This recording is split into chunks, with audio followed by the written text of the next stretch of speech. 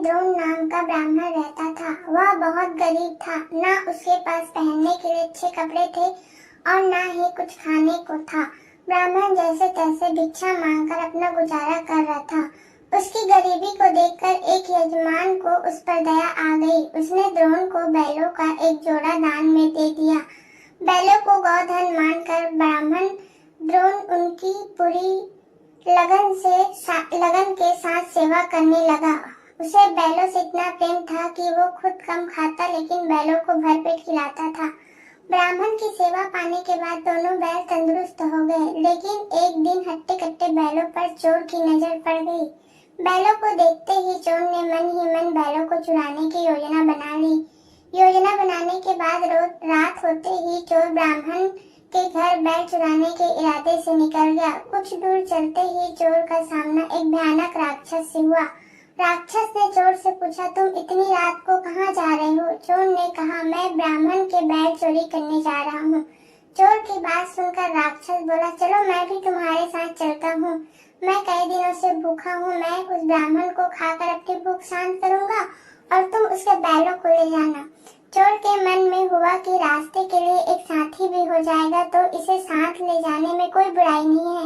यह सोचकर चोर अपने साथ राक्षस को ले गया। ब्राह्मण के घर पहुंचा। ब्राह्मण के घर पहुंचकर राक्षस बोला, पहले मैं ब्राह्मण को खा लेता हूँ, उसके बाद तुम बैल चुरा लेना।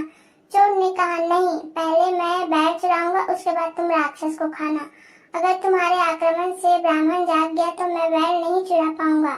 फिर राक्षस बोला, जब तुम बैल खोलोगे तो उसकी आवाज से भी ब्राह्मण जागकर अपनी रक्षा कर सकता है। मैं इस चक्कर में भूखा रह जाऊंगा। राक्षस और चोर दोनों इस तरह बहस करते रहे। एक दूसरे की बात मानने को उनमें से कोई तैयार नहीं था। उसी बीच राक्षस और चोर की आवाज सुनकर ब्राह्मण जाग गया। ब्राह्मण को जागा देखकर जल्दी से चोर बोला, हे ब्राह्मण, देखो यार, राक्षस आपको खाने आया है, लेकिन मैंने इससे आपको बचा लिया। उसने कई बार आपको खाने की कोशिश भी की पर मैंने ऐसा नहीं होने दिया। चोर की बात सुनकर राक्षस ने भी तुरंत कहा, नहीं ब्राह्मण, मैं आपको खाने नहीं बल्कि आपके बैलों की रक्षा करने के लिए यहाँ आया हूँ। यह चोर आपके बैल चुराने आया था। दोनों की बात सुनकर ब्राह्मण को शक हुआ। खतरे को भागते हुए ब्राह्मण ने फटाफट डंडा उठाया और दोनों को भगा दिया।